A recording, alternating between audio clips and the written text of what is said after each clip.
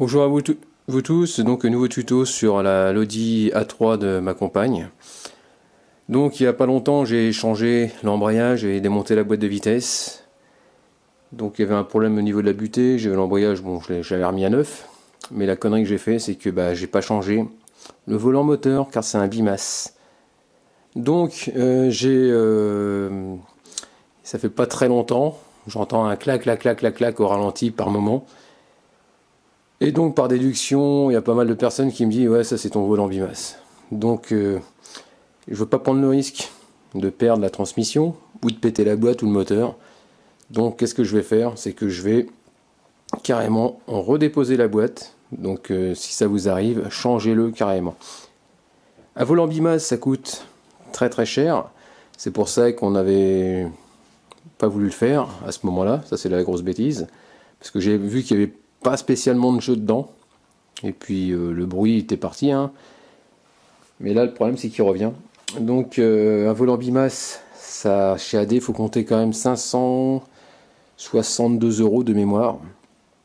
Chez Oscaro, c'est à peu près dans les 300 et quelques euros. Donc, ce qu'il faut savoir aussi, c'est que si vous avez du sash, il faut remettre du sash en embrayage. Si vous avez un volant moteur sash, donc embrayage sash. Si vous avez un embrayage luc, vous remettez du luc. C'est mieux, quoi. Après, il y a des correspondances, mais bon, il vaut mieux éviter d'intervertir les marques. Voilà ce que je peux dire. Ensuite, qu'est-ce que je voulais dire là-dessus sur les volants moteurs. Donc, comme je vous ai dit, j'avais vu aussi qu'on appelle ça. Donc, nous, on avait acheté chez Autodoc l'embrayage. Donc, il y avait un numéro. Donc, on s'était dit, on va rappeler Autodoc en leur disant, voilà, on a du sash sous tel numéro. Il nous faut un volant moteur qui est compatible avec ce sash dont l'embrayage où on l'a acheté chez vous. Et on nous a dit clairement non, c'est pas possible, on sait, vous n'avez pas monté le bon embrayage sur votre voiture. Alors donc c'était un petit peu embêtant, quoi. On leur a dit pourtant c'est vous qui nous avez conseillé. Et puis si c'était pas le bon embrayage, jamais j'aurais réussi à le monter sur la voiture. Donc au final, on a laissé tomber avec eux. On a été voir Oscaro. Oscaro, pareil, ils nous disent non, c'est pas compatible. Et puis ils veulent rien savoir avec l'embrayage qu'on a monté avec tel numéro. Donc, prise de tête. Donc on continue à faire nos recherches et on tombe sur un Italien sur eBay qui vend. On retrouve notre numéro de référence d'embrayage avec un volant moteur avec un numéro, quoi. Alors on s'est dit c'est bon, c'est tout cuit, on va pas le commander. Et c'était pas cher, c'était le tout pour 300, je sais plus 85 €, un truc comme ça.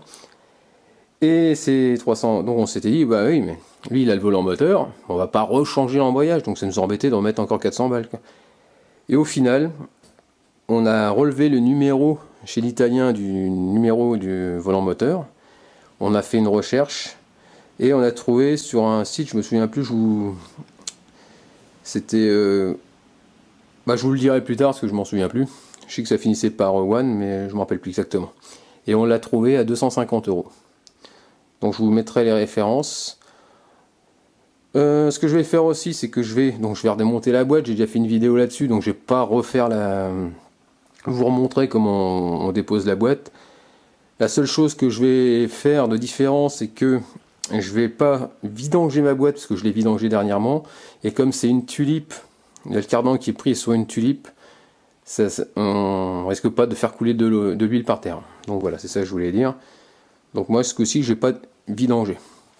Ensuite, pour pouvoir démonter le cardan de la tulipe, je vais utiliser, parce que j'avais utilisé qu'on appelle ça des espèces d'étoiles un genre de Torx étoile.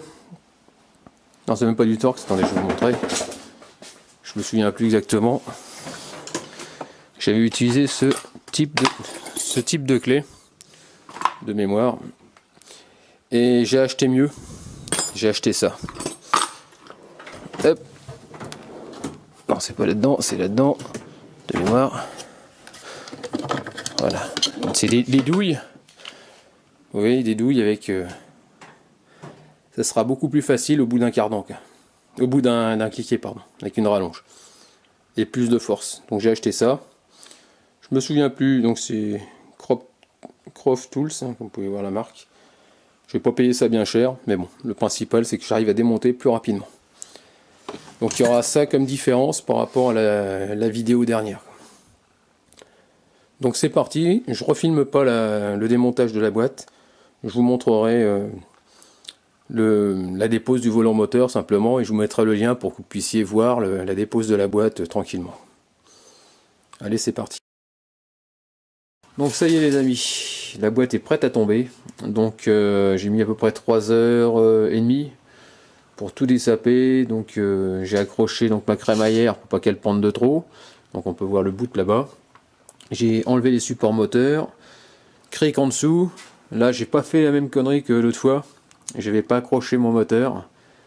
C'est-à-dire que quand je vais descendre le moteur pour tomber la boîte, il faut le pencher. Et le problème c'est que l'autre fois ce qui s'est passé c'est que le support moteur qu'il y a là, on peut voir il y a un doigt derrière.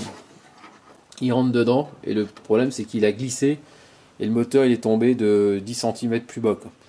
Donc j'ai mis à peu près 2h30 pour arriver à le remettre parce que j'avais pas les moyens de cric. Donc là j'ai acheté un gros cric encore, hein. Donc j'en ai 3 maintenant, des crics Noroto, hein, pour pouvoir lever le véhicule. Là je l'ai accroché donc à l'établi, comme ça je suis sûr que ça va pas glisser.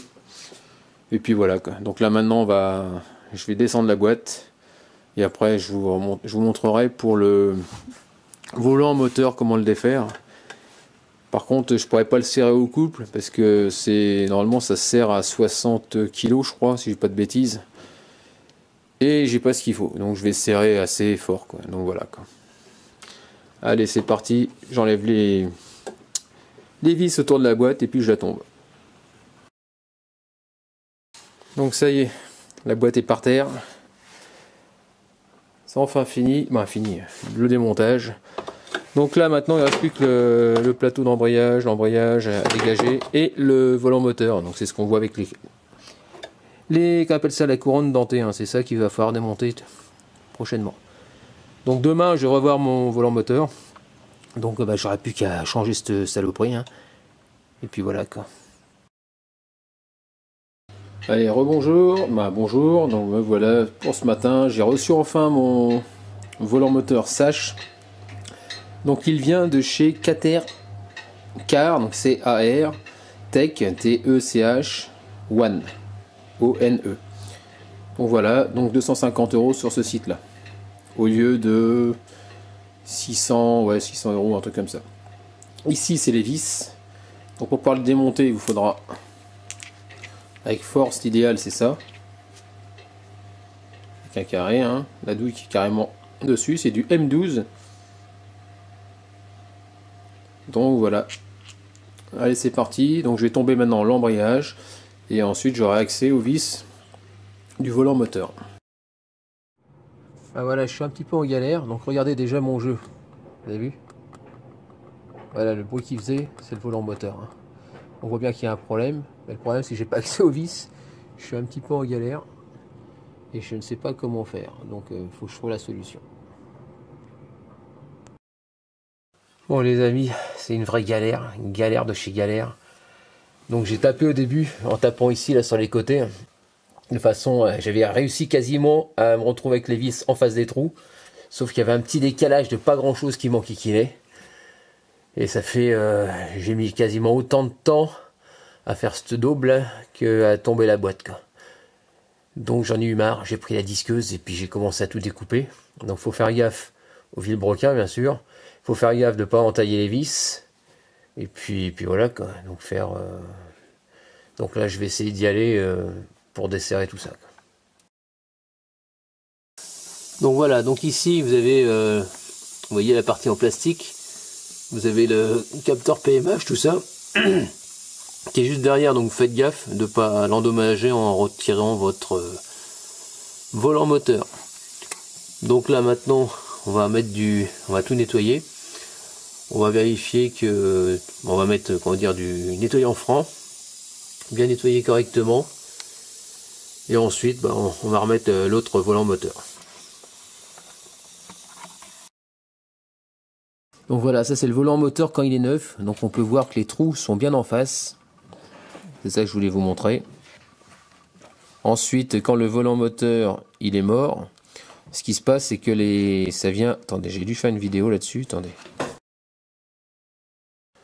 Donc ça y est, l'embrayage tout est remonté, donc maintenant on va démarrer le moteur. Bon, il n'y a pas de souci, hein. Donc j'avais déjà démarré hier. Donc là on n'entend plus le clac clac clac clac, donc c'était bien le volant moteur qui était fatigué. Bon voilà, donc terminé. Donc hier j'ai fait qu'on appelle ça une marche avant, marche arrière, donc les vitesses passent super bien. Donc pour ceux qui veulent regarder donc